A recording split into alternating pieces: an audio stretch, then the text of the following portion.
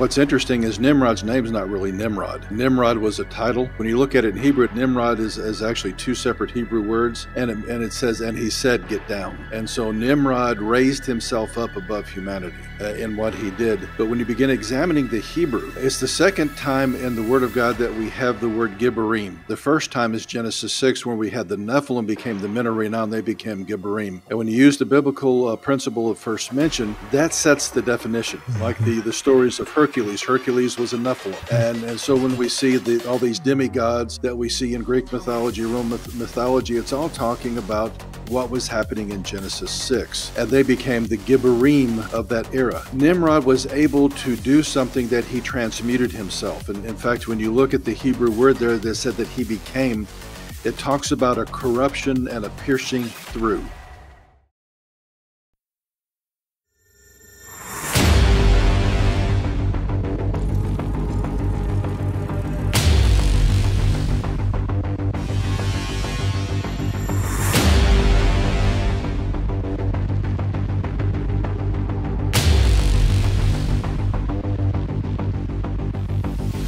Well, hello and welcome to the Tinfoil Hat Club.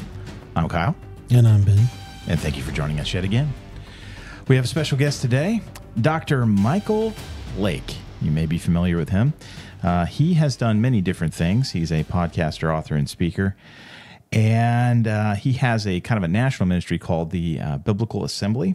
But really what we're going to be talking to him about today is kind of one of his books and the philosophy really inside of the book and some of the things that are in there that really get into Nimrod, end times, and kind of how it all ties together, called the Shinar Directive, Preparing the Way for the Son of Perdition.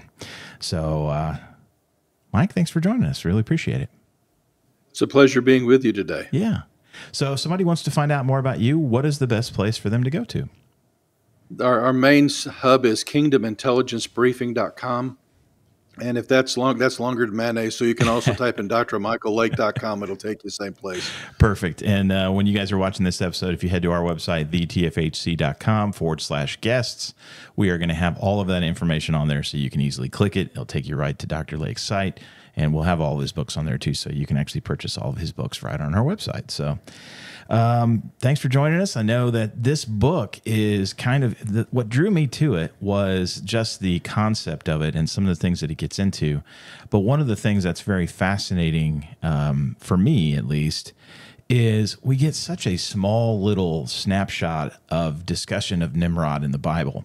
But I think that whole event and the whole Babylonian event with the Tower of Babylon and all of that is really going to figure heavily potentially into the spiritual, not only spiritual warfare aspect, but maybe even the end times aspect. And I think you kind of connected those two tissues together, and I really want to get into that with you today. So for those who may not be as familiar with the story of Nimrod, go ahead from your perspective in the book and just kind of set that up and how what you've kind of found doing your research and how that all ties together. You know, it's interesting when you're trying to understand the Bible dynamic and the spiritual warfare we're in. Genesis 3, Genesis 6, and Genesis 11 are all essential to understanding it. God literally told us the end from the beginning. Amen. On things that are going on. In fact, what's interesting is Nimrod's name's not really Nimrod. Nimrod was a title. Dr. Rabbi Lapin in his book, one of his works, shares that when you look at it in Hebrew, it actually means Nimrod is actually two separate Hebrew words, and it says, and he said, get down. And so Nimrod raised himself up above humanity in what he did. But when you begin examining the Hebrew, it's the second time in the Word of God that we have the word Gibborim. Listed in the Word of God. The first time is Genesis 6, where we had the Nephilim became the men of renown, they became Gibborim. And when you use the biblical principle of first mention, that sets the definition. Like the stories of Hercules. Hercules was a Nephilim. And so when we see all these demigods that we see in Greek mythology, Roman mythology, it's all talking about what was happening in Genesis 6. And they became the Gibborim of that era. Nimrod was able to do something that he transmuted himself. And in fact, when you look at the Hebrew word there that said that he became, it talks about a corruption and a piercing through. It almost it almost encapsulates what we see about the Antichrist having this severe head wound, Mm. and it almost gives that kind of flavor.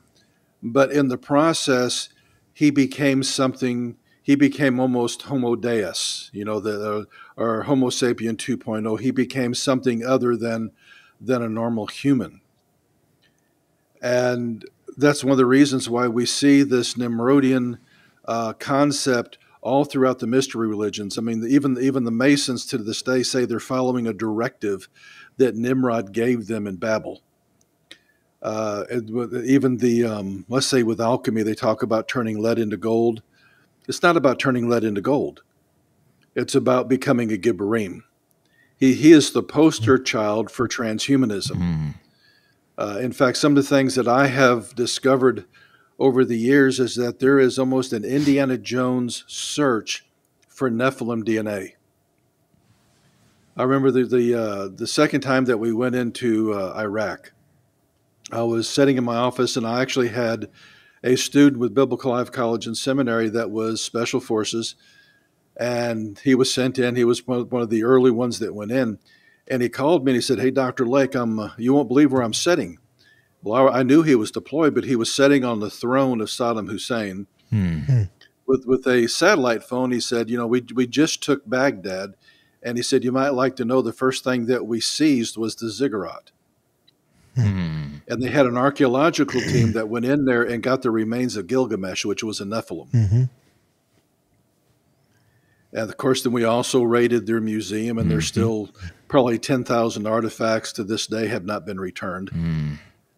And I know Steve Quayle talks about how that it's rumored that they had found a portal generator from where the original Tower of Babel was. And that's one of the things the U.S. was after. That there's literally an archaeological world power type of thing going on, that things we look at Genesis 6 and we think, okay, they were like cavemen, but they were actually more technologically advanced than we were. There's actually evidence of nuclear explosions and nuclear warfare during the antediluvian period. And I document that in the Shinar Directive, that we have jewelry from Egypt that was made out of nuclear glass that can only be forged by a nuclear explosion that melts sand into glass. Wow. Yeah, they still, it seems like too, like I was watching something last night. It's hilarious to me. When we look at the pyramids, like it seems like we have no concept of what these really were, because it seems we dumbed it down right to these sarcophaguses just to get put in these big, huge, opulent.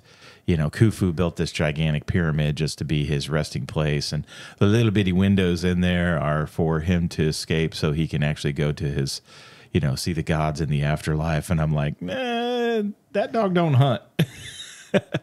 Well, they're all over the world. Yeah, exactly. I mean, in fact, I just recently read an article. One of the largest ones to date is actually in Antarctica.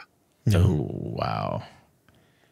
And so there are thousands of them now. Too, if you go back before Peleg, or when the continents separated, Stan Deo's done an outstanding thing with this, where you actually have to reduce the size of the Earth by 25%. When you do, everything fits back together, and the pyramids and the ley lines all line up. That it was a power grid system of the Watchers that was in Genesis 6. Yeah. So God kind of semi-disconnected it with the flood.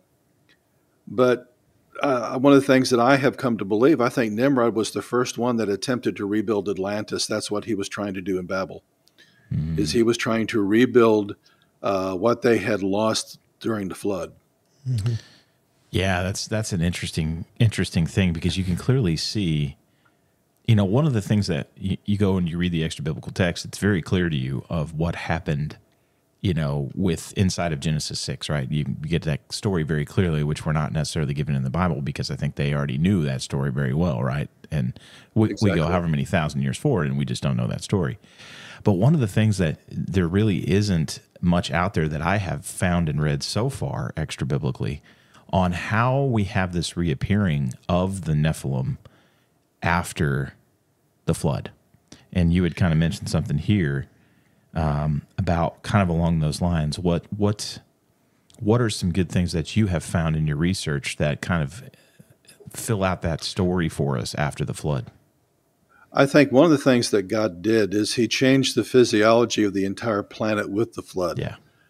There's a biodome they built down in Texas that they took it back to antediluvian stage, if you will, with the atmosphere and everything. And it's very interesting. All the things start living longer when you put them in there.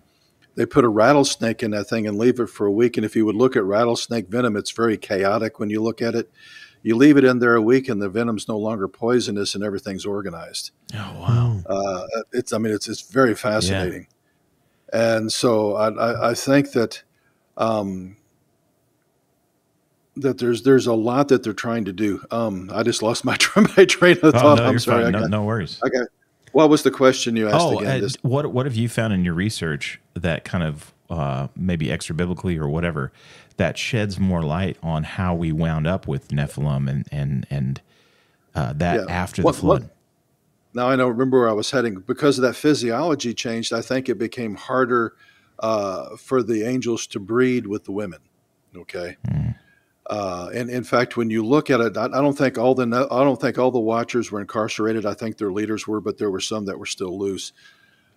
And there was this reemergence after the flood, but they keep on getting smaller. Mm-hmm. Yeah, because it would actually take probably several generations for the physiological changes to take place if the atmosphere of the earth had changed. And so you have Joshua talking about them being 48 foot tall. We get to David's time, and I mean, Goliath is a midget. He's 9 feet tall. Right, comparatively, yeah. Yeah, so the further you get away from the flood, the smaller they get. Which fits. And so because when you go and you look at the ages, right? You can see that the reduction of the ages fairly quickly. I mean, granted in the grand scheme of time, but literally over maybe, I don't know, 10 generations, 15 generations, we're down to that 120 level that, kind of God clearly outlines in Genesis. Yeah, and before the flood, there's some archaeological evidence and some things I've dug out of commentaries that thought they could reach up to 450 feet tall. Yeah, that's why I think that's why the ark was the size of the ark, because that was how big they were. Yeah. Yeah, well, you go like into the Wyatt story, and supposedly we found the bones of Emzara and the bones of Noah, and they're 14, 15 feet tall. I don't know why that's such a stretch. It's funny because I think people can get on board with that, but the minute you start talking hundreds of feet, it's amazing to me how people have that, like, oh, come on, you're just crazy talk. It's like, dude, this is all crazy talk compared to where we are now. But when you look at that, the Watcher, if you will, empire lasted for over 1,000 years. Mm-hmm. And let's say you don't die and you just keep growing. Yeah. Yeah. So how, if the growth switch never turns off, how tall would you be after 500 years? In this enriched atmospheric environment. Yes. Kind of like the liger. Because its growth inhibitor is turned off, so it just keeps growing and growing. Oh, is that right? Yeah. The crossbreed between a lion and a tiger? Yeah, they get like 12, 13, 14 feet. Yeah, they're huge. Yeah. They're monsters huge. Because they don't have, Do they live not as long as, because they've kind of been monkeyed with? They live a long time, but they eat a lot. Yeah. Which also happened before the flood. That's right. Yeah, they ate us a lot. Yeah. Yeah, it's a fascinating thing. So, what are some of the texts maybe that you have found? Is there anything specifically that stands out that you would recommend for people to read on, like, hey, this sheds more light on how this all happened after the flood, or is there any of that? When you look at the Book of Enoch now, of course, the Book of Enoch is actually Second Temple period writings. First Enoch really articulates what the Jewish people believed during the Second Temple period.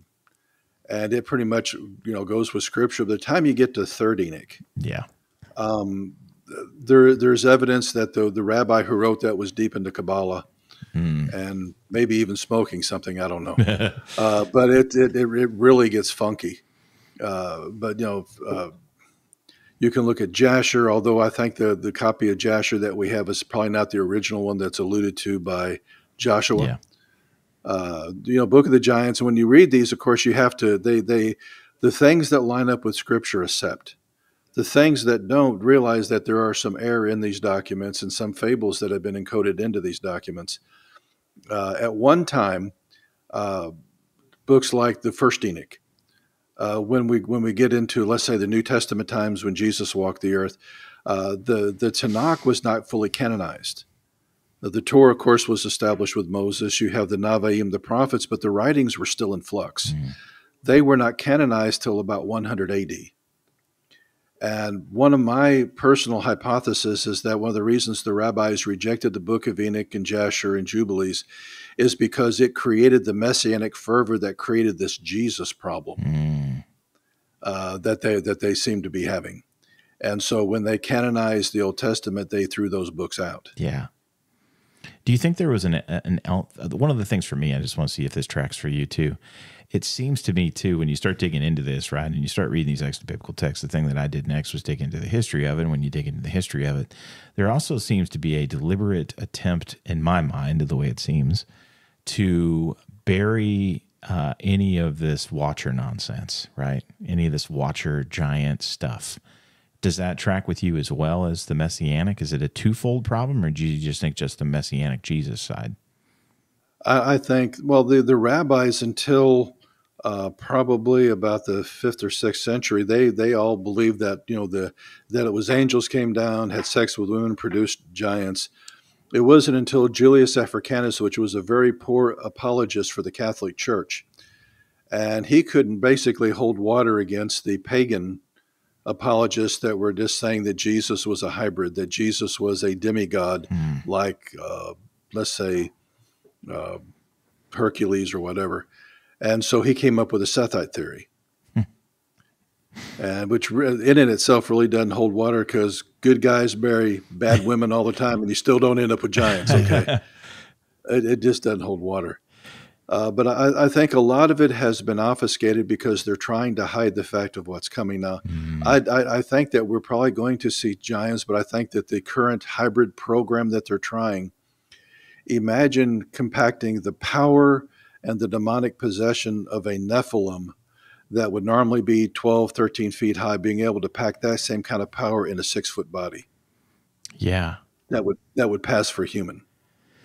Yeah, because ultimately, the way that when you get reading all this and you find out, okay, well, because we don't really, the modern church has no concept whatsoever of Genesis 6. They don't have any concept of spiritual warfare. They don't have any concept of what a demon even is, right? Because how could you get any of that if you don't know any of the other stuff? And so these demons are these disembodied spirits, right, that clearly are out there looking for an avatar, right? So do you find that that's what we're trying to do, is we're basically trying to make these avatars for these entities to be able to kind of plug them in and off we go? I think they're trying to bring them both together, but I even think the Greys, they've created their own avatars.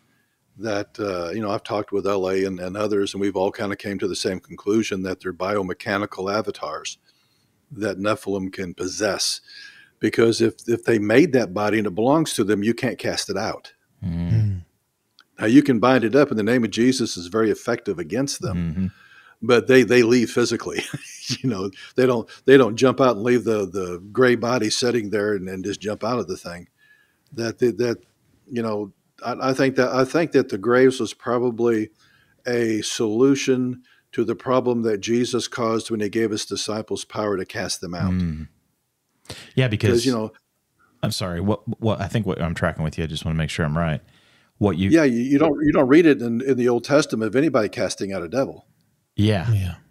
So what we've got in this particular instance is, if we have a demon that's inhabiting a human, it's like you don't belong here, because that entity already belongs to someone. There's a soul, there's a spirit. Whereas in this particular case, there ain't no soul, there ain't no spirit. It's just this flesh sack, right? It's not written in the book of life. So we put this thing in there, and it's like you can't really cast it out because there's no competing soul and spirit. Is that kind of what you're saying? That is, and I think we're also going to enter into a time when they create their transhuman. I think it's going to be a very real part of the mark of the beast. And what's interesting in the book of Revelation, first, nowhere in the Word of God do you ever find have your name written in the Lamb's Book of Life. It's there. If you were going to be born and you're human, it's there. It's just blotted out when you die without Christ. Exactly. Okay. But there's these guys in the book of Revelation who received the mark of the beast, whose names were never written in the book of life. Because God already knew that they were going to become something other than human. Wow, okay, that makes sense. I've never really thought about it from that perspective, but it makes good sense to me. That's also how they can no longer be saved, because salvation is for humans, not for hybrids. Do you think that the Greys are truly like extraterrestrial aliens from another place, or do you feel like they are angels that have just fallen and are trying to lead everything astray? I think they're demonic. I think they're Nephilim that needed a host or a body to work with. And what's interesting is people try to poo-poo First Enoch, but in the academic community, we know that there's what's called intertextability, that the entire New Testament, our spiritual warfare and demonology, was derived from the book of Enoch. And and then we kind of poo-poo at least First Enoch, not realizing that the whole concept of them being tormented before the time or being cast out, all these different things are all found in the book of Enoch, which was very much a part of the textual world of the first century. Yeah, I mean, it's written right there in Jude and right there in our Bible. They understood that. There's no doubt about Peter, 1st and 2nd Peter. Again, that's where the Sethite theory just crumbles into dust. Is like, you have somebody that's, can really stand up on the, their laurels and try to explain the Sethite theory to you, and then you just take them into 1st and 2nd Peter and go, okay, explain this, please. Yeah. And I think, writing this book, one of the things is, a lot of times when you're writing, you kind of have a preconceived idea of where you're going, and then the Holy Spirit takes over. Yeah. One of the lights that came on to me is all of a sudden realizing who the Antichrist really is. Okay, because it's Nimrod returned. Because when he comes, he's the one who was, who is not, and yet is to come. Yep. Because he became a Gibborim, he couldn't go up or down. He's kind of like a Nephilim, but he's reserved to a time for him to return, because when God interrupted everything at the Tower of Babel, he didn't stop that war. He just postponed it. And the book of Revelation is actually the continuation of the war that Nimrod started. Wow. Yeah, because of all the evil things he did. Crazy. Yeah. I'm just thinking about, he was like another name for him, the man of many names. It was like Abaddon, goes back to Nimrod, and he was the one in the bottomless pit that comes out. And what's the other names he has? A lot of others. Yeah. I have a lot of, but we're not going to say it on the podcast. They're extra biblical. But it's true. And I think that's the whole push of the transhumanist movement, is, whether they realize it or not, is preparing that avatar, if you will, for Nimrod to return. I've been saying that. Yeah, I've been saying that AI is like going to be they're going to create this thing that they can just inhabit, where we can't do anything to cast out or anything like that. Yeah, well, I think AI is going to be a vital part of the beast system. In fact, I'm writing the Shinar Directive 2, kind of doing the research. And the mark of the beast is an entire system. It includes blockchain, includes AI, includes IP5. They have enough IP addresses to give IP addresses to every blade of grass and leaf on the planet, as well as humans. One of these days, you're going to be blockchain to a system that uses quantum internet, that you have a neural implant that logs you into all the information of the world, but you have an AI that curates your reality, as well as augmenting your upgrades, if you will. I think one of the last implants that LA had pulled out of a guy, when they first started doing them, they would just fall apart real easy. And, they put them in a solution. The stupid things would put themselves back together, so they were self-healing. The last one that he pulled out took an industrial red laser to cut through it. Oh, wow. But it was also operating at 26 gigahertz. Oh, man. How fast is your really good computer? I'm sitting here with a what is it, a 10 core or a 12 Yeah. core MacBook Pro, and it clocks in at 4.7. Imagine something the size of a grain of rice that is 25, 26 gigahertz. That is enough to be an operating system for augmenting reality, connecting into the quantum internet, which will probably be 7G, I'd imagine. And, imagine being plugged into a system that no matter where you go on the planet or in the planet, you have 5 bars and probably 10 gigabit per second throughput. Yeah. Are you even human then? That's where we're headed. Yeah, that's a great question. At what point do you become, transhuman, where you're one of the ones we talk about in Revelation, where you're no longer written in the book of war? You never were, but that's where you kind of cross over to what God has already known that you would become. I think there's going to be a worship of the beast that goes along with receiving the implant, so they just can't inject you without you knowing. Mm-hmm. It's you bowing to his system and you bowing as an act of worship to him. And once you do that, then just do not pass go, do not collect $200. Yeah. That's like, some people really like Elon Musk, and he scares me to death. Me too. Because it's like, man, he comes across on the one hand like he's not for AI and he's concerned about AI, but then on the other hand, it's like he's doing all these things where, he's putting chips in people's heads and exactly what you're talking about. Exactly what you're talking about. Well, and then I point this out in the book too. When I was in the military, you have classes of classification. Top secret, secret, classified. Above top secret is called compartmentalization, to where you can have two best friends that are working on two different projects. Now they can actually be working on the same project, just different aspects, and don't have a clue. They cannot talk about it. When you look at that at a global level, China could be working on an aspect, Russia could be working on an aspect, America could be working on an aspect, but only the elite have the blueprint to put it all together. The overarching picture. And they use the Cold War and we got to up China on this, we got to up Russia on this. They use that competition to develop the technology that then in the background they put it all together for what they're doing. And I think even the nations themselves don't know. Are you familiar with Bob Lazar? Lazar. Yeah, he was the one came out in the 90s and supposedly worked at S1 or S2 or whatever it was. That's like exactly what you're talking about. I tend to believe that guy because he doesn't really have anything in me that I've studied liars a lot in my career. And he doesn't have anything that sticks out to me that is red flaggish, and his story has always remained extremely consistent. And it fits to a T. I mean, perfect, like with what you just said. Because he explained the compartmentalization. He said it's actually kind of counterproductive to research because their main concern is the security aspect versus the actual productivity, right? Because in a natural scientific environment, you would want to collaborate with your peers, even if you're working on the same project, but maybe different areas. You would want to collaborate together because you might find some discovery that would actually help them out and vice versa. He said, nope, that ain't the way it works out there. They completely compartmentalize you. You maybe are working with one person or maybe a couple people on that particular issue, but you do not talk to other teams at any point unless there is heavy, heavy, heavy oversight to that conversation. But the other thing that you said that also fits with what he shared with everybody is they were doing exactly that out there. Is they had a team of Russians out there that were working on stuff as well, with some of our scientists. And there was some discovery that was made in one of the groups, and they promptly packed the Russians up and sent them home.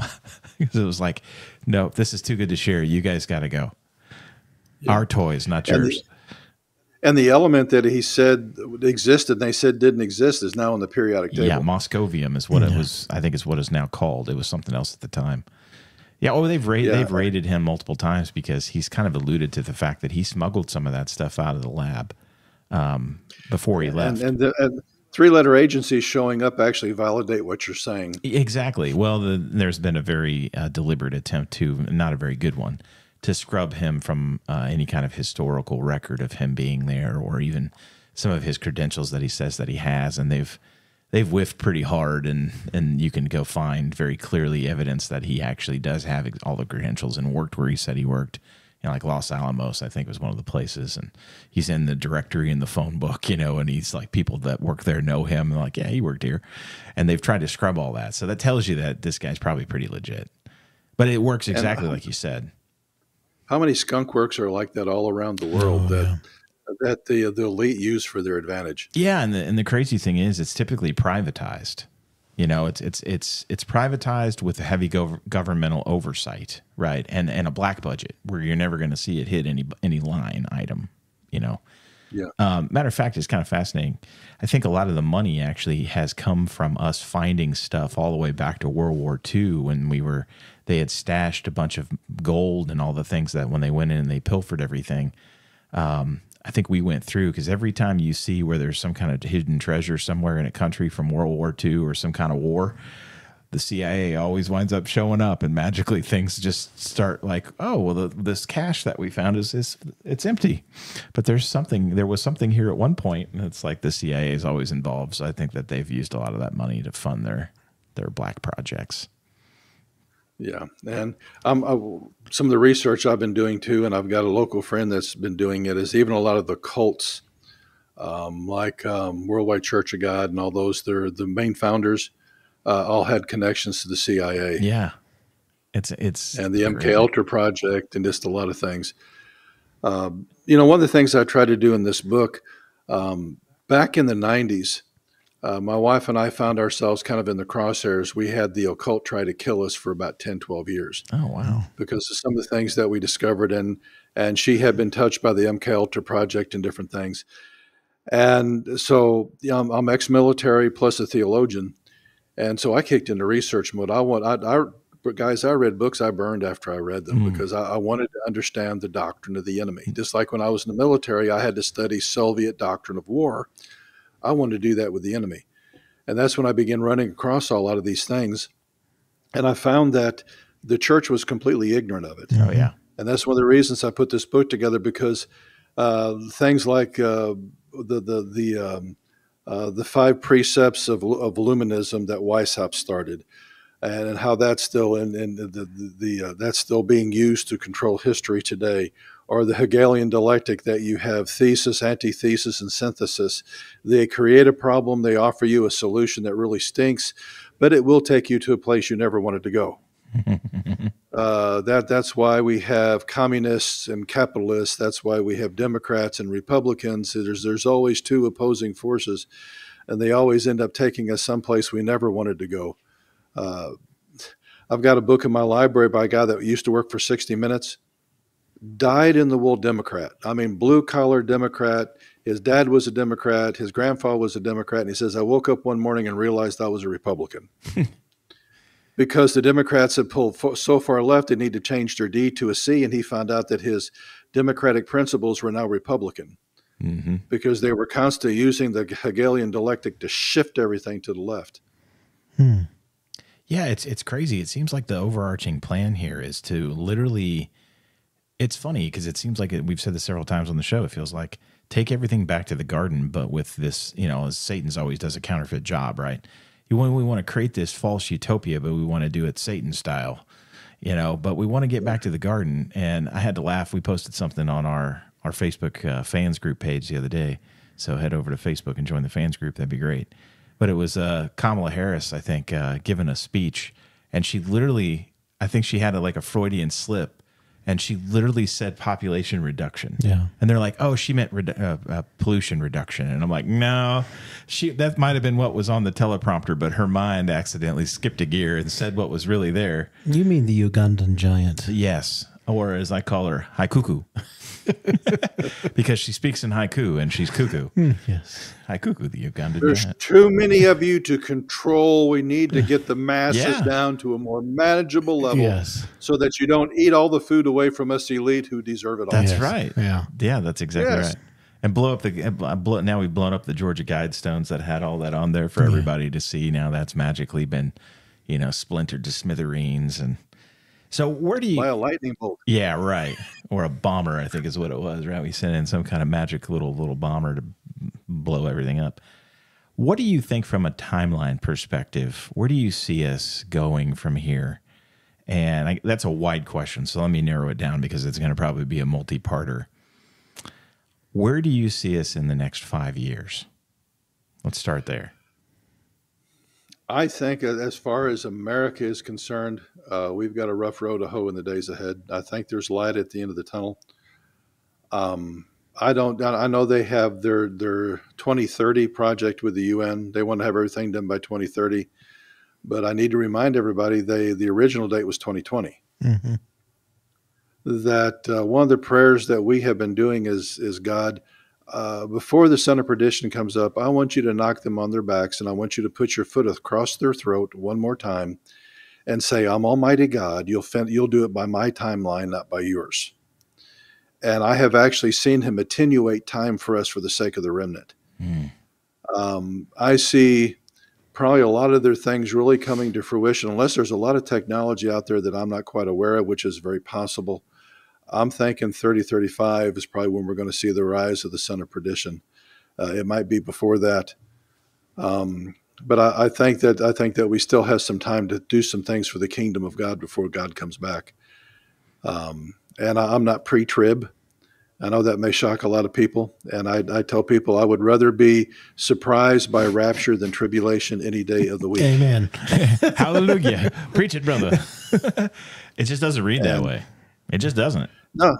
And it's funny, too, because one of the things that you find pretty quickly is like when you don't understand all this stuff, when you don't understand Genesis 6 and you don't understand all that backstory, you don't really understand what you're reading in Thessalonians and a lot of these things that support the idea of a pre-tribulation rapture. That's my take, of course. But well, the addresses, the chapters and verses are artificial. Okay.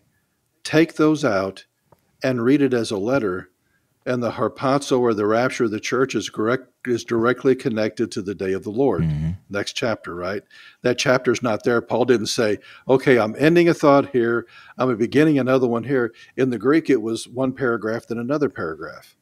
He connects the harpazo with the return of the Lord, which is the Valley of Armageddon. If we get out of here, and I think you have to interpret the book of Revelation.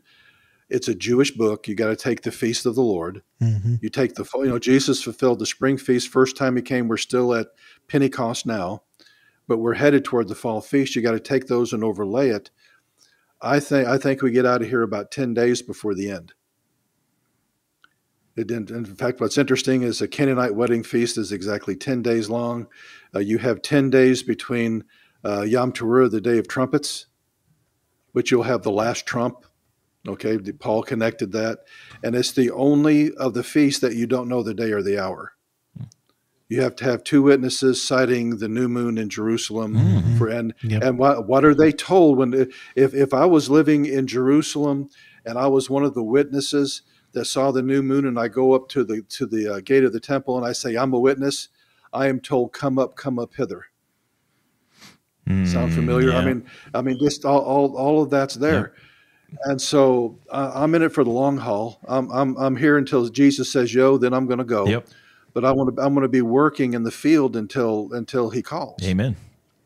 Yeah, we say the same thing. Like I'm typically fond of saying that the mission never changes, whether it's 5,000 years before Christ comes back or 50 seconds. Mission never changes, right? Get as many souls as we can to him, and then when he comes, he comes. And I want to see him saved, but I also want to see him matured. When you look in the book of Acts, it says the heavens must withhold him until everything's restored. Yeah. And that's talking about the maturity of the body. Yeah. Do you read the same thing in Daniel where it talks about in the end times, knowledge will increase? Did you connect the dots there too? I do. And I think that knowledge is growing exponentially. But there's also another favorite verse I have in Daniel 11:32, that in the midst of the zenith of the Antichrist power, okay, where he's at his zenith. Now, when you look at it in the Hebrew, there is parity because they're both operating in the same level of power. You have the Antichrist moving in the supernatural power, but there are those that know their God and who will do great exploits. That same Hebrew word is the exact same Hebrew word of what the Antichrist is working. So that when the Antichrist brings his A game, God brings his A team in to match.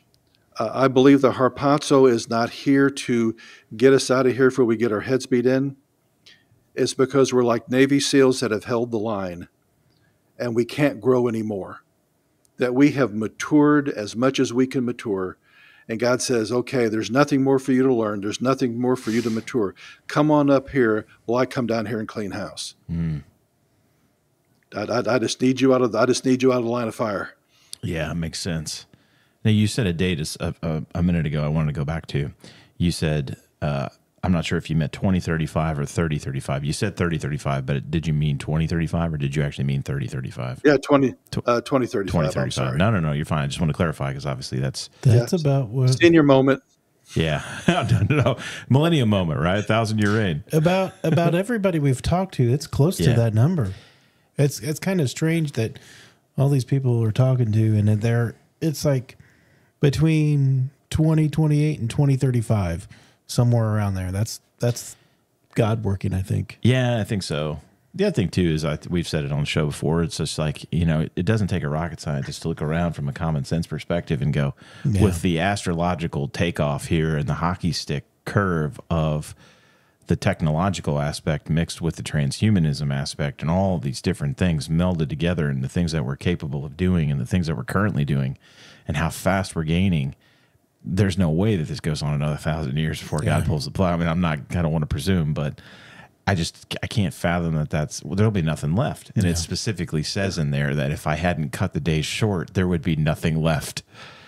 Christ told us I don't think we could survive another 50 years. I don't think so either. I'm shaking my boots at 5 right now. We're going to blow ourselves to kingdom come. One of the interesting things about all this technology that the Watchers give is it absolutely corrupts humanity. Oh, yeah. Mm-hmm. Yeah. And one of the things that I'm seeing is that although we're becoming more technologically advanced, we're more immature ethically to handle it where we'll destroy ourselves with it. No, absolutely. I couldn't agree with you more there. No doubt about it. There was an old Mad magazine that I had. This was probably from the 50s or 60s. It was like a reissue. And it was like the future from like the 1950s or 60s perspective. Everybody had small bodies but big heads, and they rode around on these little carts, but they were plugged into a computer. Get out of here. Really? Yeah. So we had Nostradamus writing Mad Magazine back in the day. Yeah, it was. And I wish I could find that, but I can't. I always think about that. That's how today is. Yeah, there's some of that in there that obviously isn't necessarily physiologically right, but the concept of it is. Yeah, it's kind of creepy. Well, it's just like with the Simpsons. A lot of the things, they had the Simpsons are prophetic. They were told by the CIA what to put in their program. They've actually come out and said the CIA showed up and said, "You will put this in." Yeah, I forget who it was, man. I should write some of this down when I'm watching TV. My wife and I like to watch a lot of documentaries. We don't typically watch a lot of movies necessarily, but a lot of documentaries. And I forget who it was, but it was a pretty big producer, like executive movie producer. And he said that they had a meeting with the CIA, and they literally sat down with them and were giving them like scenarios of like, come up with a crazy scenario on how someone would do this or that or whatever. And they were like taking notes. Yeah. So I think it's like a two-way street, right? They use Hollywood and like, man, that's a good idea. I think we can do that. But they also use Hollywood for the propagandist aspect. I mean, like, how do you have the train wreck over in Ohio and the foreshadowing of all of that, where we had this huge leak of all the chemicals, and they wound up actually bringing the chemicals here to Indiana and burying it in some of the landfills not too far from here, which is terrifying because that stuff like never decays ever, and it's like highly toxic. It'll kill you, all the chemicals that were there. But they literally foreshadowed all that in the movie White Noise that they let out on Netflix. They even had people that were extras in the movie from that town that it actually happened in right after that movie came out. Yeah. Well, one of the believe it or not, the Illuminati do have a code of ethics. I know that's hard to believe, but part of their code of ethics, they do believe in karma. The official religion of the Illuminati is reincarnation and Druidism. They believe that they've got to tell you what they're going to do before they do it, which you always bring up as biblical. From Amos, and they will put it in B movies or whatever. So they put it in plain sight. Now, if there's enough people rising up and saying no, they've got to go back and say, okay, we need to program humanity some more so that we don't have this karma loop back on us. But they always got to tell you beforehand what they're going to do. And I think they do that in a lot of movies. I also think there's been some shows I like kind of sci-fi kind of stuff because I have a sci-fi kind of mind anyway, you know. Mm-hmm. And there's been a few shows that had real high ratings, and they canceled the show. You know, like it's #1 ready for Academy Awards. Oh, we just canceled it. Yeah. After 13 episodes. Why? It got too close to the truth. Yeah. It's kind of terrifying. Kind of like what I posted on our Facebook page about Candace Owens talking. I'm not a Candace Owens fan, but she was talking about the CIA with everything with like psychological warfare on the people. Yeah. And did you watch that? I have not seen that yet. Talks about the Manson murders and everything and how convenient the same time that was going on, we were going to the moon. Well, you know, it's crazy because, you know, you've obviously shared a story of how you felt like they were trying to kill you guys. And I just look at so many of our brothers and sisters that I have brothers, especially that have, you know, suddenly become ill, you know, like we've had Rob Skiba and, oh my goodness, who else? We've lost Sizzler. Yeah. Yeah. I mean, like we've lost a lot of these guys. Mike Heiser. It just seems strange to me that, you know, it's like anybody that really gets high level view, right, where people are actually really starting to watch and pay attention, what happens to us.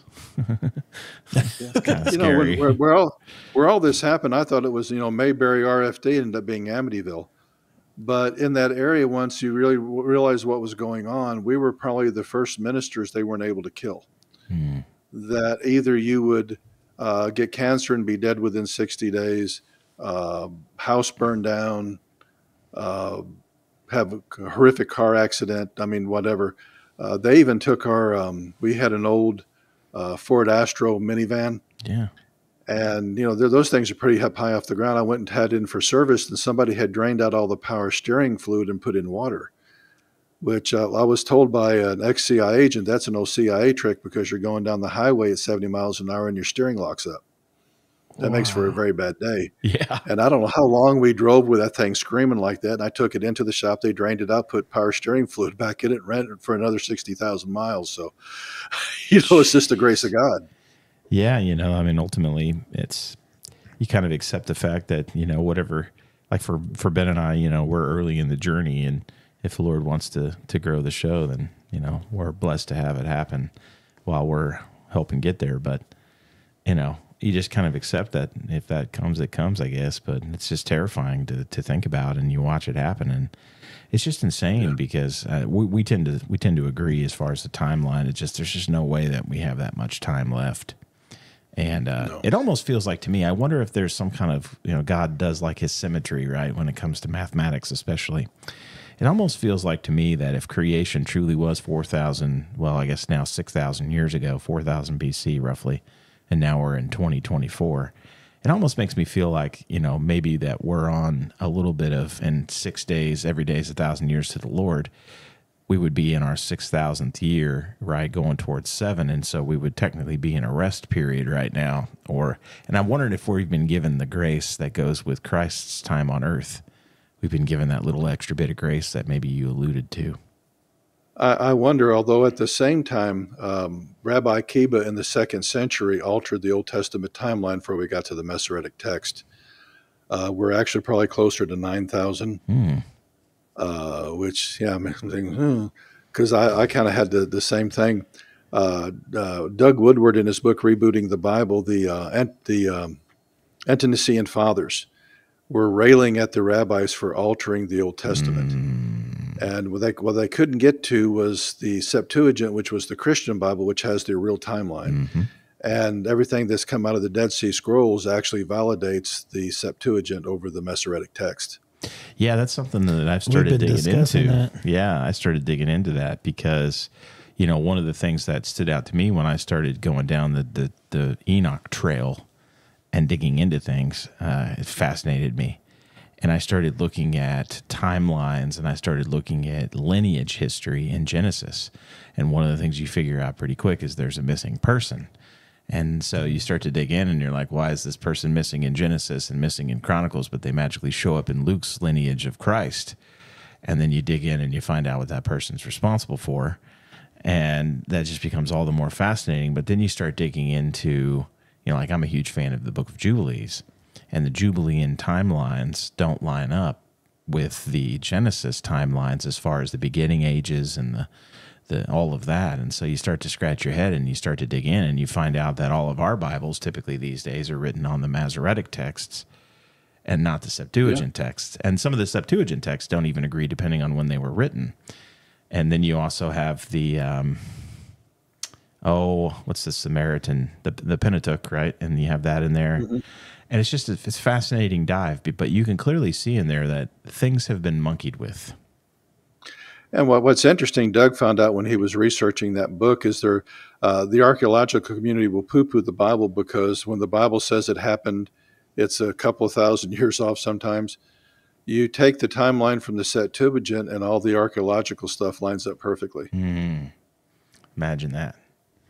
Just imagine that. And it was all to obfuscate who Christ was. Yeah. They monkeyed with that, and there were several key messianic scriptures that they monkeyed with.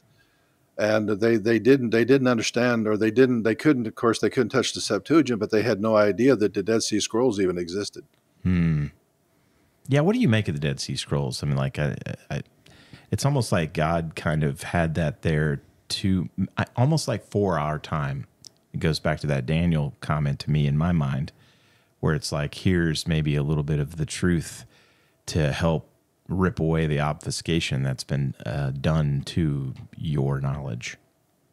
I think it is, and I also think there, of course, the academic community. If you have two academics, you have at least 5 opinions. Yeah, and so there has been controversy, let's say over Isaiah, Jeremiah, different things. And with the Masoretic text, you don't get the answers, but when you pull out the Dead Sea Scrolls and you get the original versions, all of a sudden, oh, Isaiah really did write that. Oh, how about that? Jeremiah really did write that. Mm-hmm. And it has actually validated the Bible over even the academic community at times. Yeah, I think it's really, I've kind of gotten to the point, I'm like, if they found it in Qumran, I'm good with it. Yeah. It's safe. And they actually have discovered some New Testament books as well. I think I've heard about it. Has this been fairly recent? Yeah. Yeah. Do you know what all they found? Of course, First Enoch was in there, which is really interesting. Mm-hmm.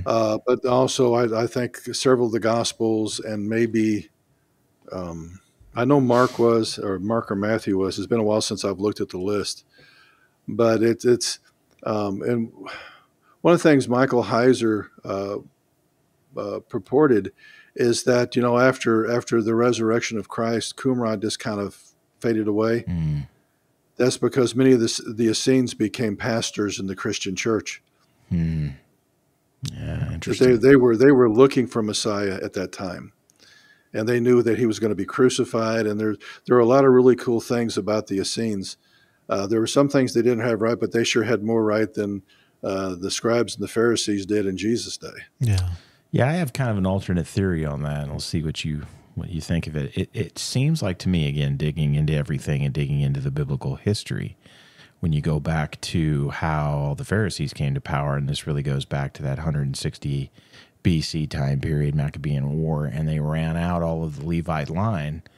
It almost feels like to me that's who wound up in Qumran.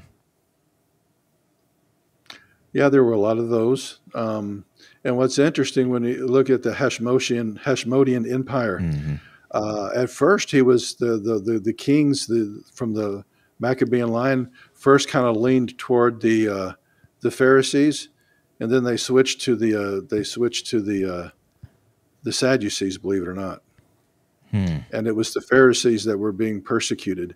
Of course, then they started having assassinations and wars and everything, and that's when Rome stepped in and said, okay, you can no longer just be a vassal nation. You're going to kill all yourselves, so we're going to come in and control everything. That's one of the reasons the Roman Empire was the way it was in Israel in the times of Christ. Yeah. Yeah, and obviously 70 AD, we come in and The old legend is they accidentally burn everything down. They didn't really mean, Yeah. it didn't really mean to, but you know, obviously fulfilling scripture, fulfilling prophecy of Christ himself, and probably other places in addition to that are in the Old Testament. But yeah, it's kind of a fascinating thing. So going back, I know kind of hopping around, but I think it's a great conversation. Going back to where we are now, what do you think? Okay, 5 years we've kind of outlined. And really, if we add 5 years onto where we are now, that practically takes us to 2030, right? So we're getting near the end. Where do you think we're going to start to see? What do you think the use is for these kind of avatar entities that we've talked about? What do you think they're going to really do with that? I mean, besides make politicians? Yeah. I think that's a check mark already. Yeah. I think the main avatar, of course, will be. I think whatever the world leader is going to be, he doesn't start out Nimrod. They will use some transhuman technology to save his life, and then he becomes, just like Nimrod was a man and became a Gibborim. We're going to see the same thing happen all over again. But when he does, I think when Nimrod was transformed, why, if you're going to have a war on heaven, and the Book of Jubilees and a lot of these will talk about how he was planning to storm heaven. Wouldn't you go on top of a mountain and then build a ziggurat on top of a mountain? Why go on a plane? Yeah, that's interesting. Because he knew the veil was thin between the dimensional planes at that spot, because he could see things. His perception changed when he altered his DNA. And I think that's also, I think that very possibly a lot of the principalities and powers that were, of course, humanity was handed over to at the Tower of Babel, I think they aligned themselves with Nimrod. They may not have fallen before. There's still even a debate in my mind, did all the angels fall at once, or was it progressive? Because even the Apostle Paul in New Testament times warns women to have a covering for the sake of the angels. Yeah, that's like in his mind, it could still be a temptation. Yeah, that's one of those verses that we don't talk about very often. That now makes perfect sense when you know all that story, right? That Genesis 6 backstory. That's just nonsense. Stop. those Canaanite women or whatever. Yeah, that's nonsense. Don't or bring those that up. the Sephite women, or I forget whichever stupid way they try to sell that one. When you told me that, I didn't even. It was like blew my mind. I know it's one of those verses that when you don't know that story, you read in your Bible and you go, that's weird. Why is it talking about that? I never noticed that before. But when you plug in Genesis 6 and you know that story, you're like, oh, yeah, there it is. Right there. And even most ministers don't apply the 5 things you need to interpret Scripture. Of course, even today's church doesn't even understand context. No, they do not. But you got to have language, history, geography, and as well as the culture of the people. Yeah. I always Why? Go ahead. I always say that the church here is so Amerocentric. That they think it applies to us when it doesn't. I mean, it applies to them. And why did Paul in 1 Corinthians tell the women to be quiet in church? When you look at the synagogal model, the men were up front because they needed more instruction, and the women were actually in an elevated position because they were less sinful. So they were in the balcony. Okay, and so now you get Harry and Harriet saved that were Gentiles, and Harry's up there trying to learn Torah and the Word and everything else, and Harriet's up in the balcony. Hey, Harry, what does that mean? She's yelling across the room because she's up in the balcony. And Paul says, why don't you just wait and ask your husband when he gets home, because you're disrupting the service. It's as simple as that. It's logistical, not necessarily any deeper meaning than that. No, but we read all kinds of things into it because we think they're sitting side by side on a pew just like we do now. Yeah. Again, it's all Western. We put our Western tilt on everything. So yeah, it's kind of fascinating. So, who do you have anybody or some candidates in mind who would be this Nimrodic returning Antichrist creature? I think he's still in the shadows. Of course, there are a lot of elite, some of the most powerful elite, you'll never know their names. Yeah, exactly. I kind of think that on the one hand, but on the other hand, it's like, man, I don't know. I think they meet in Davos, Switzerland every year. I think that they. Well, I mean, he could, but nobody would know who he is. Yeah. When you look at when the Apostle Paul talks about him, uh, and it talks about he that withholdeth until he doesn't. I don't view that the way everybody else views it because I've had to study the occult too much. Mm, He's talking about a satanic womb or incubator. mm, That a womb holds the child until it's time for it to be revealed, and there's a satanic cloak that is around the Antichrist that is withholding him until it's time for him to come forth because they know they just got one shot. mm. Yeah. And one of the things that I know, Doc Marquis was a good friend of mine. He was 13th generation Illuminati, and then he got saved.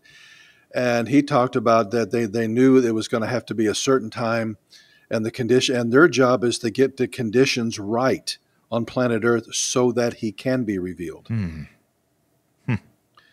And then when he is revealed, he's going to give them the secret sauce how they can transmute themselves and become a Gibborim just like he is, which of course we know would be the mark of the beast system. Mm. And so, so when you listen to their doctrine that he shared with me, all of a sudden a lot of things begin to make sense. And why are they making the earth suck so much? It's things like fish on ice. I did a podcast today, and I called it Babylonians' Planned Incompetence in the New World Order. People cannot be this incompetent unless it's on purpose. Amen. Oh boy, do I feel you there, brother. Yeah. Oh man, chest bumped. I feel you there. Oh, good night. It's our leaders. It's like it's everybody. It's like A to Z, top to bottom. And Yeah. You're right. It has to be deliberate, right? It feels like so deliberate.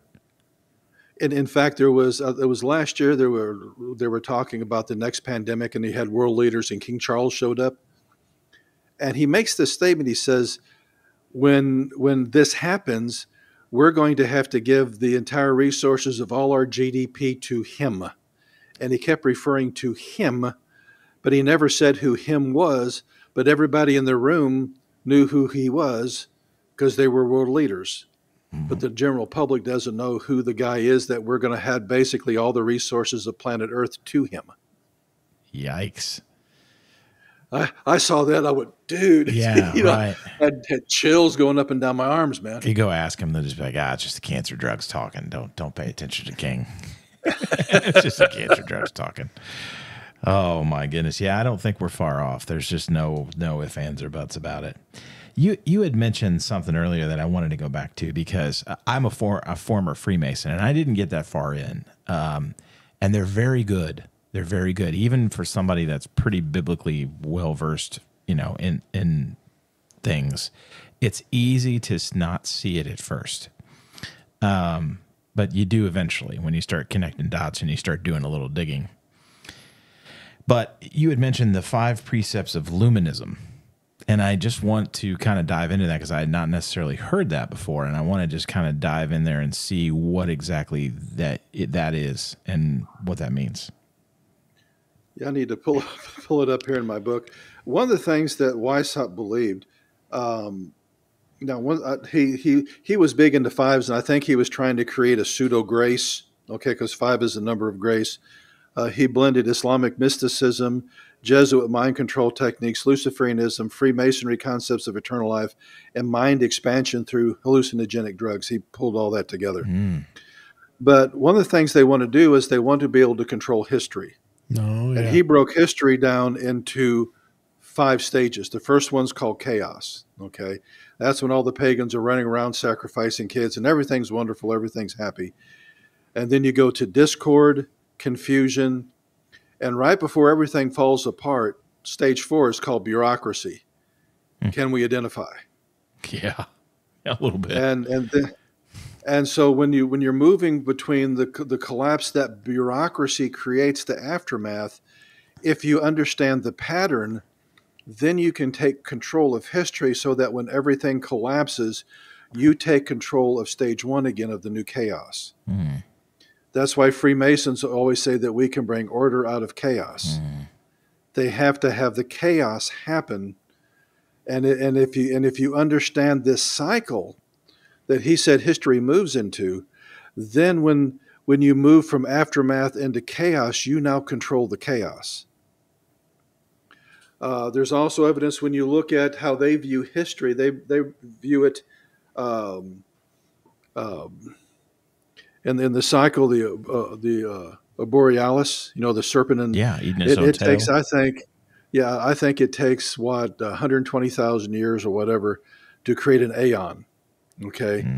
And they believe that as you're approaching the next aeon, if you understand that cycle, that you can now control the collapse and control the new society that emerges. They believe in the gap theory between Genesis 1 and 1, 2, that there were inhabitants on the earth before man. Of course, that's where it was angels, and and in the aftermath of that, it destroyed Mars, ripped the atmosphere off of Mars. There was a planet on the other side of Mars called Rahab that was destroyed. It's now an asteroid belt. Yeah. And God said, I splintered it. That's all involved in the fall of Lucifer. Interesting. We know when God gets man, planets explode. Yeah. It's not just him coming down with a great wrath. He can blow up planets if he wants to. Yeah. But they understand that cycle. And so they really believe that if they purposefully bring the bureaucracy to collapse society, that they can control the Great Reset. That's another name for going from aftermath to the new chaos, is the Great Reset. They're going to collapse it to establish the final world order. And that was all one of the things that Adam Weishaupt began putting together, and that was a part of his philosophy. I just connected a dot, and I'm ashamed to say that I never had thought about it before. Early on, literally probably almost a year ago now, we did an episode called The Gateway of Time. Oh, yeah. And that was the one where they have freedom of information documents, because you can go read it.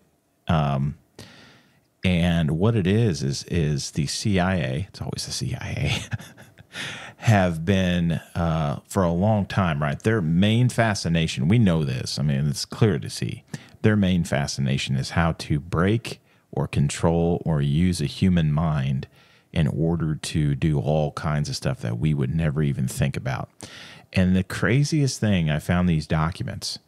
They had a program, and I want to say it was Project Gateway, maybe, where you can read this like hypnosis transcript, where they had taught these people to not only undergo hypnosis like a normal person, but certain people actually have the mental ability to then control what's happening under hypnosis and go to like deeper stages. And they are actually able to, according to them, travel through time. Yeah. And the transcript that you can read is actually, they took this individual back, I forget how long ago, millions maybe? I don't remember. It was a long time. To Mars. And they're literally the person that's kind of like the therapist would be sitting there kind of asking the person questions while they're under. This person is a CIA, whatever they are, controller. And they're telling this person where to go and specific coordinates on Mars to have these conversations with these entities that are there. And yeah. You snap that in with what you just said, and it's the dots that just connected for me, and it's like kind of terrifying. Holy cow. Even Aleister Crowley knew that in his Book of the Law. It talks about the gleaming prize that awaits you on Mars, that there was something left behind on Mars by those that once inhabited it. I think that's one of the reasons why NASA is so hell-bent on getting to Mars. Yeah. We know it's a one-way trip, okay? Yeah, right. Yeah, it's going to have to be. There's no way. Yeah. Yeah. But what are they after? That's the thing that you find, again, the thing that sticks out to you in this exchange, this hypnotic exchange, is they're looking for something. Mm-hmm. They're searching for something, and they're trying to ask. They're actually having these conversations with these entities of the past, but the conversations are all geared around. Like the vibe you get is that they're trying to find something. Yeah, and they can do the similar thing with remote viewing. There have been a lot of remote view. Now they can only go backwards in time. They cannot go forwards in time, but they can go backwards. And the guy talks about how it changes you. Mm. You know, imagine being able to crawl over the top of the dead bodies of all those that were at Auschwitz, Mm. or see what the Nazis did, Yeah, and right. all these different things that it really darkens the soul, but they've never been able to go forward in time that I'm aware of. I saw an interview with a guy, and again, you got to take it with a grain of salt because people make up a lot of stuff. But then again, you know, you listen to some people and you're like, man, I got a tendency to think this dude's probably maybe being legit. He was saying that he was brought in, and this is what made me think maybe this is more legit. He is actually the son of it was like a really high ranking general or something. And he got put in this CIA remote viewing project because they kind of, you know, tap into the kids to see what abilities they have. And it's so funny because you think of Star Wars, right? And then we do the midichlorian count when they're young. Yeah. And then we try to guide them and train them how to use their midichlorian and their force abilities. And he said that we've actually been able to forward view for maybe 20, 30 years now, is what, according to him. And he said that they actually have this, I think he called it a tesseract, that they, when they're remote viewing, like you said, they can actually step into this thing. And it's like a time, kind of like a time machine, where the minute they step into it, they're literally in that space in the past or whatever. But he said we've actually had forward intelligence now for quite a while. Take that for what you think, but Yeah, I ran across something similar to that with the Montauk Project up in Long Island. Yeah. I'm not familiar. Are you familiar with that? I am not personally, so please do share. They actually built it on, it was a forward Air Force base that was built on top of a Tesla facility where Tesla actually originally owned it, where he's put all kinds of coils and all kinds of crazy stuff in the mountain and the hills. But supposedly they found that they began doing mind control experiments and different things using the radar dish. And you know, of course, the first thing they did is they pointed the radar dish at the people. Well, that's a really good way to become Kentucky Fried Chicken. Okay, they found out not to do that. They could actually do it backwards, but they found that they could use it for astral projection. They could supposedly they were able to transport to Mars and stuff. But what's interesting, and this is one of the reasons I take the Mars and the time travel with a grain of salt, is they could use that dish for mind control. And one of the guys, when I read his book, he said I always knew there were facilities down below that I didn't have access to. And he said, I actually swipe someone else's pass and I get down in there and I go into the main guy's office. And what he discovered was it was his office. Wow. That they had used the facility to create an alter in him, an alternate personality in him that was actually running the entire operation. But his forward personality had no idea. Mm-hmm. And so if you can, they're talked about being able to erase memories, be able to plant memories. If you can do that, then it doesn't matter if you say that you time travel or that you say that you have a colony on Mars, because they can put anything in your head that they want. Yeah. Yeah, one of them, again, freedom of information. You can actually go read it. I got a book upstairs that everybody should be mandatory viewing for all Americans. It is 63 documents the government doesn't want you to read. It's Jesse Ventura's book. And so that's exactly what he's done. He's gone and he's just pulled a bunch of freedom of information documents and that's the craziest thing is they don't even hide it. It's like right there in your face. All you got to do is go look, but nobody bothers to go look. But it was one of the projects. I forget what they called it. But again, it's the CIA, imagine that. Yeah. Where they literally had taken this lady and they had done exactly what you just said. And they literally instructed her on how to go in and plant a suitcase that was a bomb. And it was like she was being just remotely controlled almost. You know, and she has no, you know, she comes to and she has no recollection. It's very Manchurian Candidate, you know, like we see the movie, but I'm like, they can do that stuff. Yeah. It's terrifying. They can, and you could even be tortured by the enemy if you were captured, and you'll swear up and down you never did it, because as far as you know, you didn't, because another part of you that you don't have access to those memories did. Yeah. It's like they've learned how to partition the mind like a hard drive. Yeah. And create, and in fact, some parts may have eidetic memory. I mean, just all kinds of crazy things. And this stuff is real. I mean, we've actually in the past, we don't do this anymore, but we were ministering to some survivors. I've seen their eye color change.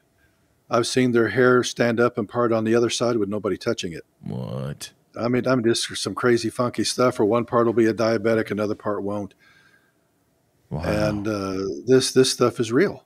Wow. And in fact, I even kind of wonder with the gender dysphoria that we have. Yeah. Back in the 50s, there was a guy named Delgado that had they called it the Delgado implant, that he could stop a raging, rushing bull by simply pushing a button.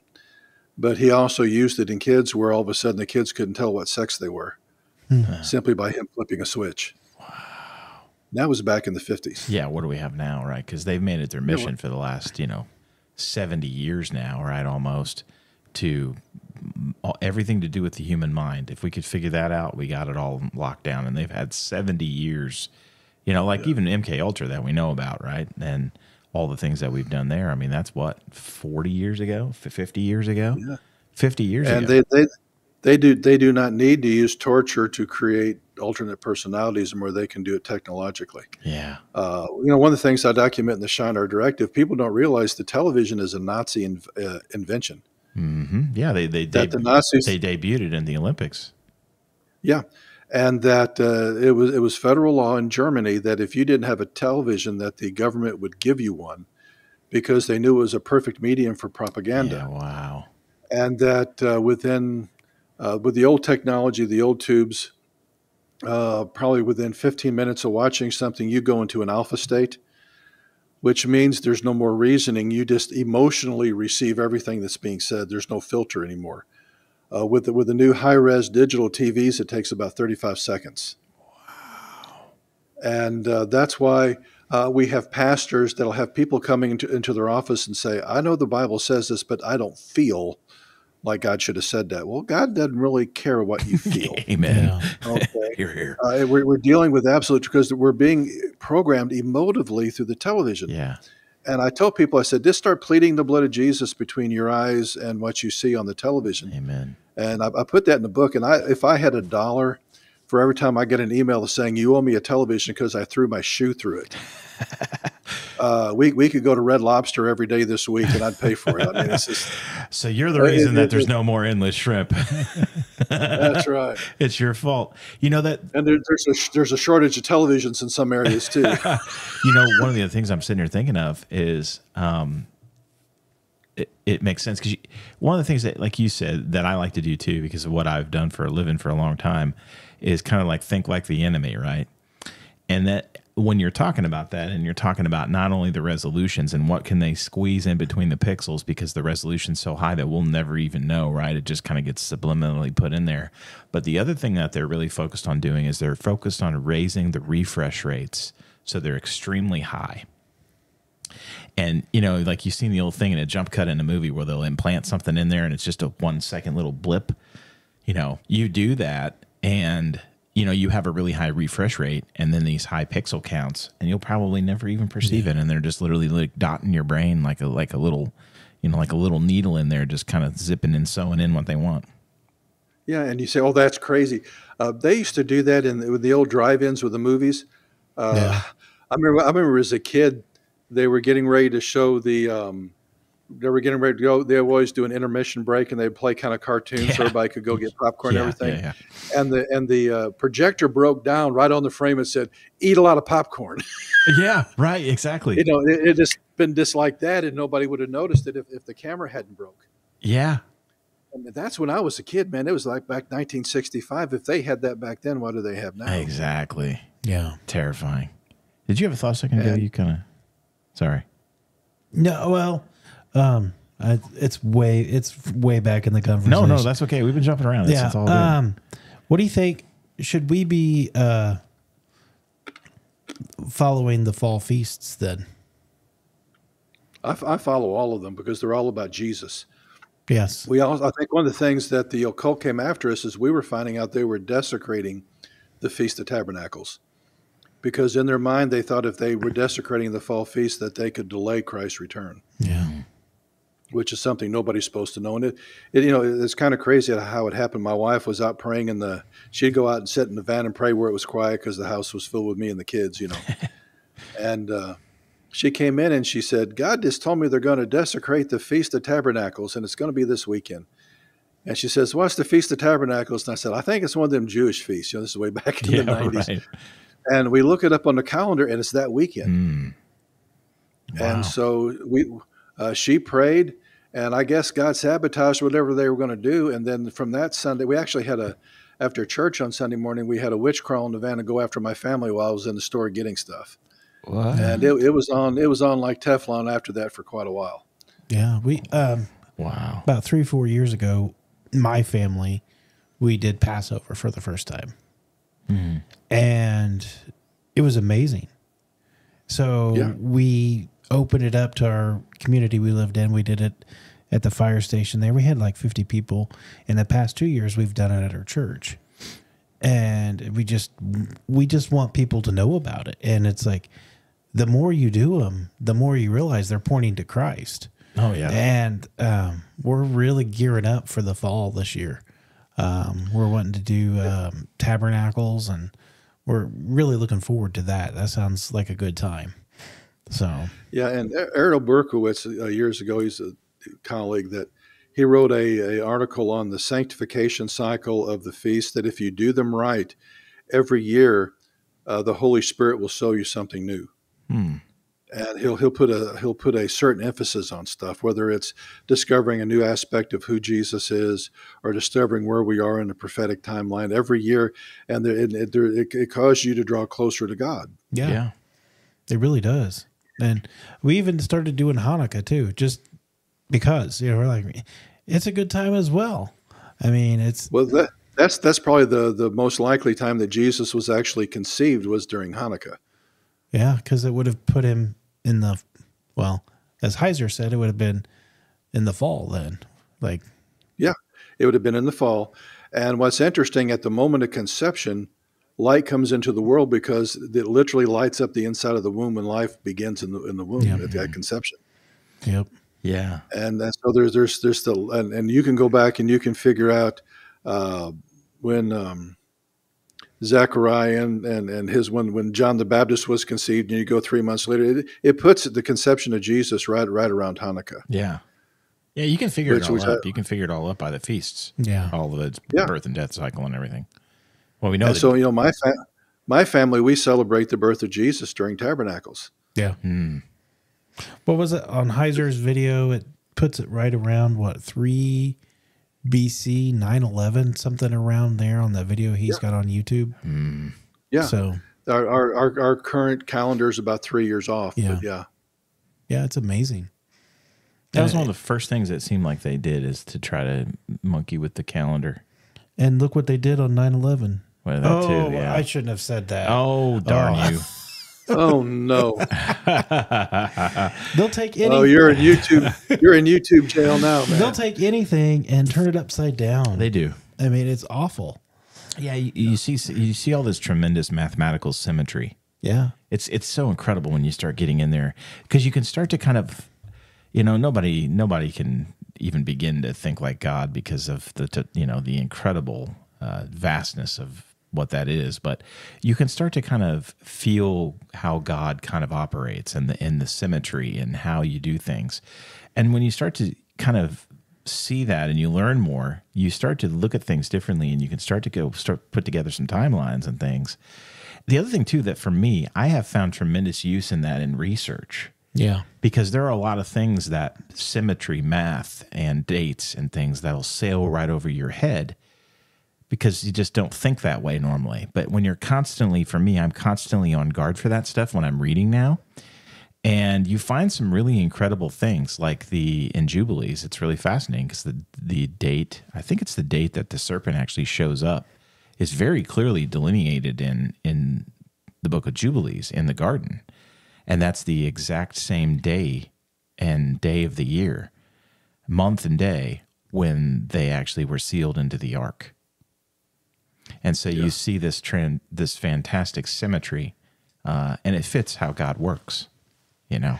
There does, and when one of the things I do pattern recognition when I study the Bible, and God has certain fingerprints that He always does things a certain way, Yeah. and He can be very creative. I mean, Oh, yes. Jesus didn't necessarily heal everybody the same way twice, but He was meeting them where they were at. Mhm. Yeah. But when you look at prophecy, and there's always God leaves a fingerprint so that we know it's Him, and He says, "Now listen, I'm going to take finger paint and I'm going to leave a big smudge right there so that you know that it's me if you understand the patterns." Yeah. And even in Bible prophecy, there are temporal echoes. We can see the main fulfillment. Like there's certain things that we know are that haven't yet come to pass. That's the main fulfillment of a prophecy. But we can kind of see temporal echoes of the same pattern throughout church history. Mm-hmm. It's because God always moves the same way, not because He has to, but He does it for our sake so that we know it's Him. Yeah. Yeah. It's fascinating when you get in there and you start to dive in. I always think of Christ and where He's like trying to teach him like a little child, right? Approach me like a little child. And I'm finding such joy at this particular point in my life because that's how I approach my faith and diving in, to learn more. It's like, God, Dad, I just want to know more about you, and the more you do that, the more is revealed to you. And some of the conversations that we've had, like this one today, and so many others that we've been blessed to be able to have just because God's blessed us with the ability to be here and do that, have been so rewarding and enriching because it just makes you just dive in that much deeper. And he and I talk all the time, and he'll be reading or listening to something, and he's like, dude, check out check this out. Or do you think this? And I'll be doing something, and I'll call him, and I'll be like, hey, you're not going to believe this, Like, look, we talked about earlier. I don't even remember where that's in. It's where it's Moses, I think, right? Where we said he was talking about the angel, telling the ladies to cover themselves so the angels won't be tempted or whatever. I think that was a conversation that we had at some point, and there's just so many other things, but it's incredibly rewarding and enriching. Sometimes I feel like Moses, you look at the end of his life, he's 120. It's time for him to go. And it's like he's been at this for 120 years. He says, oh, God, come on now. I've just begun to see your glory. Yeah. And it's like the older I get, it's like I don't know if it's because of my age and how long I've been in this, or if it's the times that we're in. It's just like the Holy Spirit's in overdrive, just revealing the word. Yeah. And I think that because the enemy has worked so hard to dumb down the body. Oh, yeah. Man. That God is saying for the remnant, for those that have a heart, I'm going to give them accelerated learning. And I go to scriptures that I have preached 1,000 times. Where it's like, oh, God, not this one again. I mean, I'm getting to the place where I'm boring myself. And He says, hold on. Yeah, it's amazing. And all of a sudden I think, okay, you just proved to me that in this area I'm a kindergartner, because I can't believe that all this was here. Now, I've preached this 1,000 times and I never saw all this. Yeah. It's like He's opening up the floodgates so that we can mature to the place to be able to handle what's getting ready to come, guys. Yeah, no, that's exactly. And I think that's why shows like this are so important. Yeah, thanks. I appreciate that. That's where we take that passage in Daniel where it says, roll up the scroll, reveal it in time, when a certain time later on, for knowledge will increase. And I think the knowledge, for a long time when I read that, I just thought, oh, technology, right? It's going to be this technological advance. And I don't think so. I think as I got to talking to this guy next to me, and we got talking more about it, I liked his view on that, which was, no, the knowledge of Scripture and this knowledge will increase, right? And I do agree with you 100% that, my passion right now is just to try to get this information in front of as many people as possible, because I feel sad, man, when we get to Easter and we're celebrating Easter, which is hilarious because it's a pagan holiday in the first place. So there's just so many broken things that happen on these holidays, but they don't even understand what they're talking about when they're like, oh, Christ went down and He set the captives free and He holds the keys to death and Hades. And it's like you have no concept of what that even means and what Christ even did when He was doing that. You have no understanding of what Christ was doing in Caesarea Philippi. No idea. You have no idea what's happening when He's there and what He's doing. And it's sad because, you're missing out. Yeah. Or He died on a Wednesday, not a Friday, because He actually was in the grave 3 days. Yeah. Yep. Yeah. Right. Yeah. There's so much that we miss, but wow. Great conversation. All right. Well, Mike, where is a great place? I just want to remind everybody, what's the best place for folks to find out more information about you? KingdomIntelligenceBriefing.com. All of our podcasts, all of our books, and everything we do, there'll be a post there about it. Perfect. And again, for everybody listening to, if you want, to go to our website, thetfhc.com, you can click on guests. Mike will have his own page on there. We'll put all of his books on there, and we'll also link to that very site. So you can literally just go there and click, and bada bing, bada boom, there you go. And then all of his shows with us, if there's more, which hopefully we will have more. We've got a lot of other things we can talk about. We'll be on there as well. So thetfhc.com. Mike, thanks so much for joining us, man. I really appreciate it. I've really enjoyed this tonight, guys. Thank you for having me on. Yeah, no, thank you. We've been blessed by you. It was great. Blessed by your presence. It was a great talk. I know we went a lot of places, but man, there's a lot of good places, and so much is coming at us that we don't even begin to know what is going to be coming later on. It's going to be a crazy ride. We can just learn more and more and get closer to the Lord, and we're going to see everything that's written down in that dusty old book from however many thousand years ago. It comes more alive by the day. So buckle up. It's going to get pretty crazy. But with that, we will bid you adieu until next time on The Foil. Take care. Bye. Atomic.